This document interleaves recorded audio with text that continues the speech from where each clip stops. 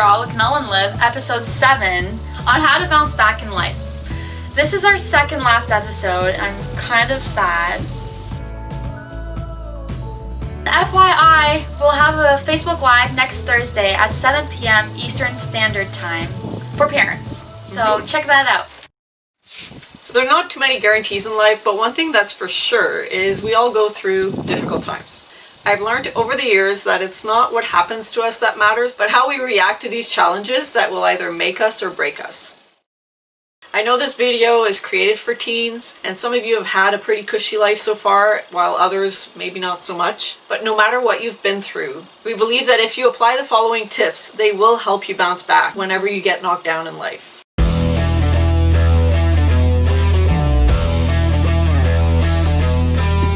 So tip number 1 is express your emotions. Whether it's something that happened or just how you feel, you need to get it off your chest. Right. Just being aware that someone other than yourself knows how you're feeling or what you're going through helps a lot.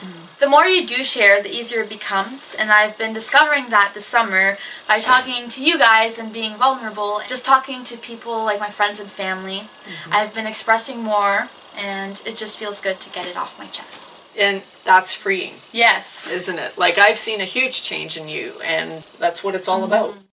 Otherwise, it just gets all, like, tense inside, and it becomes totally toxic.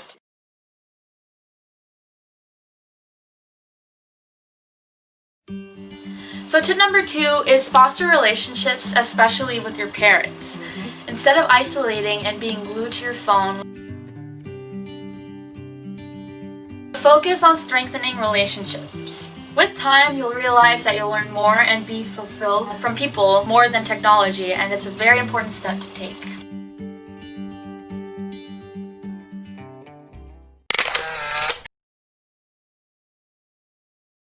Follow your gut. You'll have plenty of opportunities in life to make decisions. Whether it's the friends you make, the jobs you choose, the school you decide to go to. It's like a sixth sense, or that little red flag inside of each and every one of us. And that exists to protect us, to warn us of potential danger or people that we maybe shouldn't be with.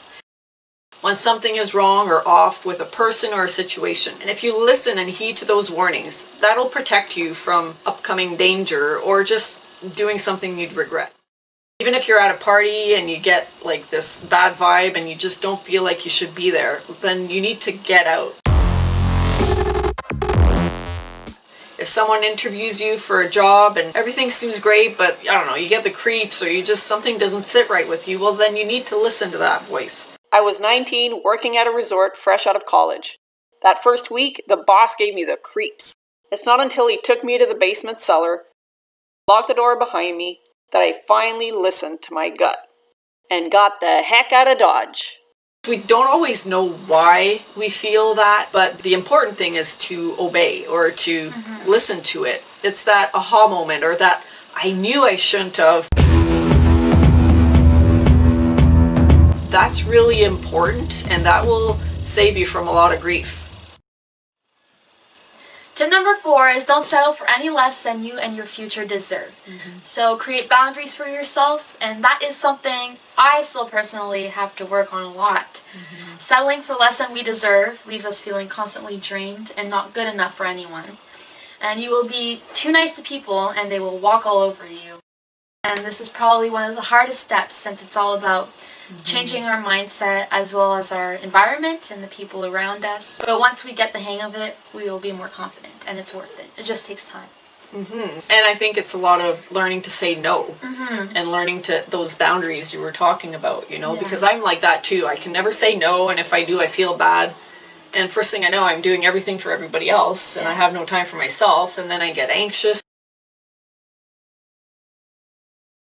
It's really important to get that confidence in knowing that it's okay to say no, it's okay to set those boundaries, because that just helps protect us from getting anxious and running ourselves ragged. Tip number 5 is to not have a victim mentality and fight for your freedom.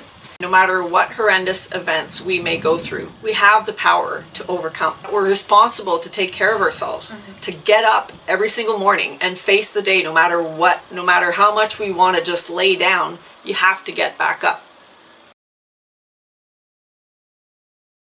Oh, they kind of suck the life out of people. They always want to be rescued. They have that woe is me mentality. They blame life and everybody else for the life that they have. A victim has their identity come from the trauma and the suffering they've been to. I am not what happened to me. A victor says, I will overcome it. I'm not going to seek everybody else's help. Always seek other people to pick me up. I pick myself back up. You basically decide who you want to be. The world is at your fingertips, and you get to write the rest of your story. Every chapter that's happened to you to this day is the past, and if all you do is focus on the past, you'll miss out on opportunities that are right before you right now and in the future.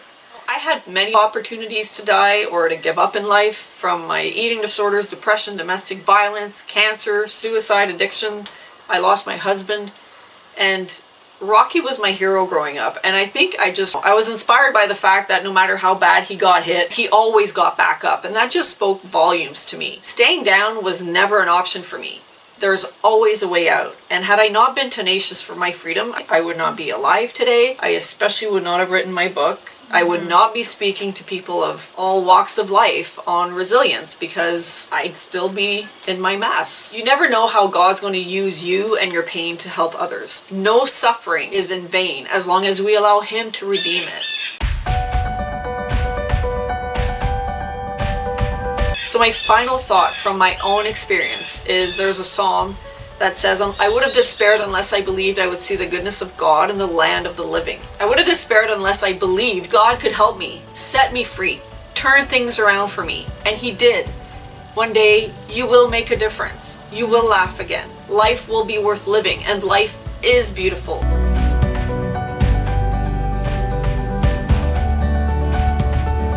I just want to say, although this series was originally supposed to be for teenagers, we realized through the making that these topics apply to anyone, but I decided to use my voice to speak about issues I've witnessed many teenagers go through.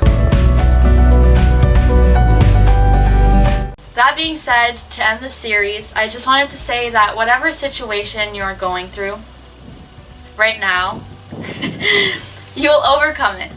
You are worthy of the future you dream of having. It all starts with you and how you choose to overcome the biggest challenges life throws at you. We have our whole lives in front of us, and I don't know about you, but I want to make mine great. And that you will. I'm just so proud of you, Olivia, for putting yourself out there and for sacrificing countless hours to growing and learning, and just even learning to articulate. Mm-hmm. You know, you've been working 2 part-time jobs on top of this, and I don't know if you guys know, but these are very time-consuming for us to create these. And I don't know too many teenagers that are willing to put the time aside to do that. And I'm just really proud of you, and I love you. Aww. And I'm just excited to see where your life is going to take you.